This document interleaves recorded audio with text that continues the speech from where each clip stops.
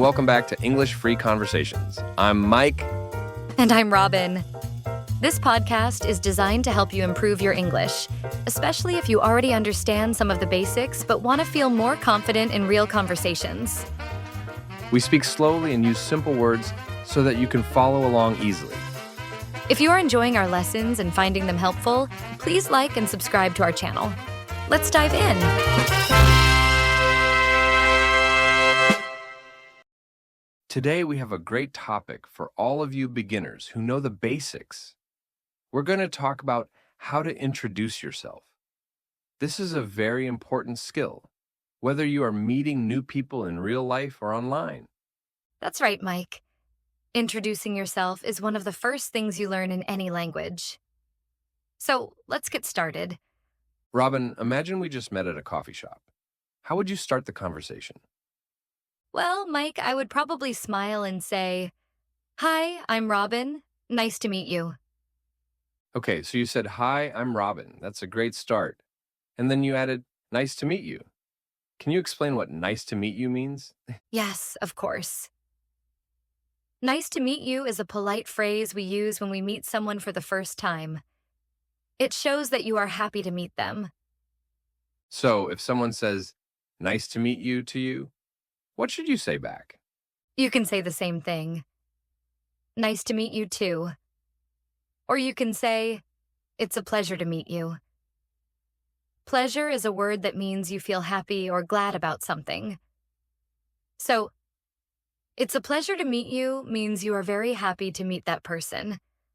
That's very clear, Robin. So, after the initial greeting, what's the next step? Usually, you would ask the other person their name. So, after I say, "Hi, I'm Robin. Nice to meet you," I would ask you, "What's your name?" And I would reply, "I'm Mike. Nice to meet you too." Excellent. So, we have the basic introduction, name, and a polite phrase. What if you want to share a little more information? That's a good question, Robin. After you exchange names, you might want to share where you are from. For example, I could say, "I'm Robin and I'm from Canada." And I could say, "I'm Mike, and I'm from the United States." So, to share where you are from, you say, "I'm from," and then the name of your country or city. For example, if you are from Japan, you would say, "I'm from Japan." If you are from Paris, you would say, "I'm from Paris." Yes, that's correct. And when someone tells you where they are from, it's polite to say something positive about it or ask a question. For example, if I say, "I'm from Canada," you could say, "Oh, Canada, I hear it's very beautiful there." That's a nice way to continue the conversation. What if you want to ask where someone is from? You can ask, "Where are you from?" This is a direct question. Or you can be a little softer and say, "May I ask where you are from?" "May I ask" is a polite way to ask for permission to ask something. So, we've covered names and where we are from.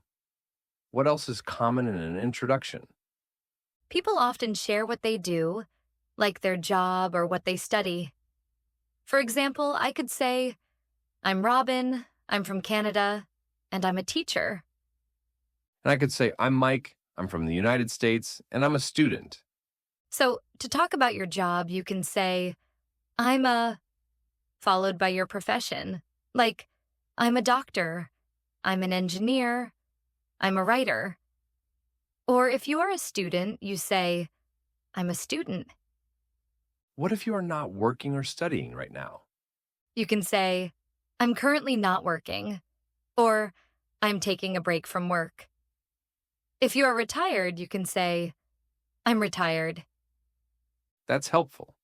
And if you want to ask someone about their job, you can say, "What do you do?" Or, "What is your profession?" Yes, those are good questions.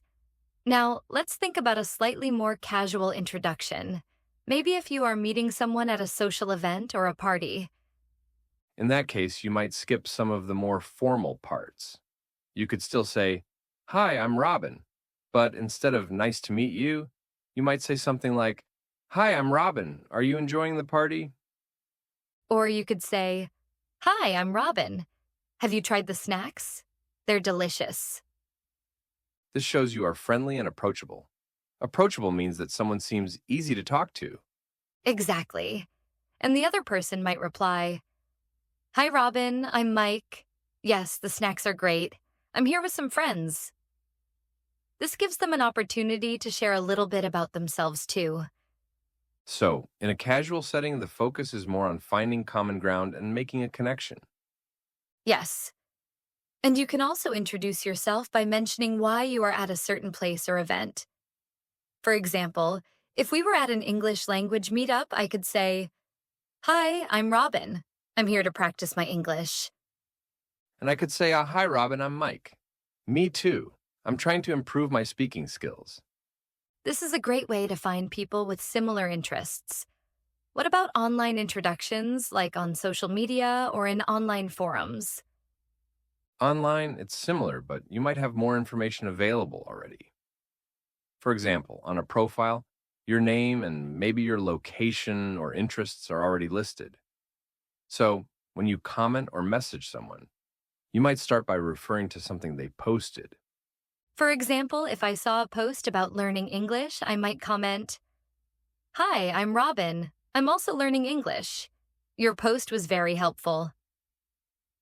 And the other person might reply, Thanks, Robin, I'm Mike. Glad you found it useful. Where are you from?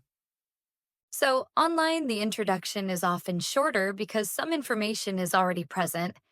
You might also use your username instead of your real name. That's very true. And sometimes, especially in professional settings online, you might include a link to your website or LinkedIn profile. Right. Now, let's go back to the basics. We introduced ourselves using our names and where we are from.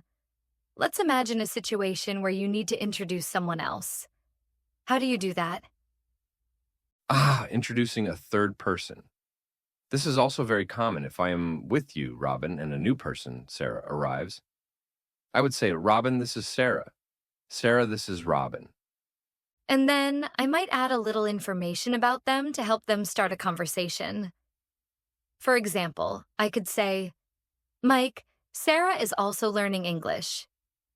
Sarah, Mike is a big fan of jazz music. This gives them something to talk about. So, when introducing others, you state their name and the name of the person you are introducing them to. And then you can add a shared interest or a fact about each person. Exactly. It's like creating a bridge for them to connect. Let's do a quick recap of what we've learned today. We learned how to introduce ourselves. First, the basic greeting. Hi, and then say your name. Then a polite phrase, nice to meet you. You can respond with, Nice to meet you too, or It's a pleasure to meet you. We learned how to share where we are from. I'm from, then name your country or city. And how to ask, Where are you from? Or, May I ask where you are from? We also discussed sharing your profession or what you do. I'm a doctor or I'm a student. And how to ask about someone's job. What do you do? We touched upon casual introductions, where you might focus on the situation like, are you enjoying the party? And online introductions, which can be shorter and refer to shared content. Finally, we learned how to introduce other people. Person A, this is person B. Person B, this is person A. And you can add shared interests to help them connect. That's a lot of useful information. We hope this conversation helps you feel more confident when introducing yourself in English. Remember, practice is key. Try to use these phrases in your daily life, even if it's just practicing by yourself in front of a mirror. And don't be afraid to make mistakes. Mistakes are a natural part of learning. Thank you for joining us today on Easy English Conversations. Don't forget to like this video and subscribe to our channel for more helpful lessons. We'll see you in the next episode. Goodbye. Bye.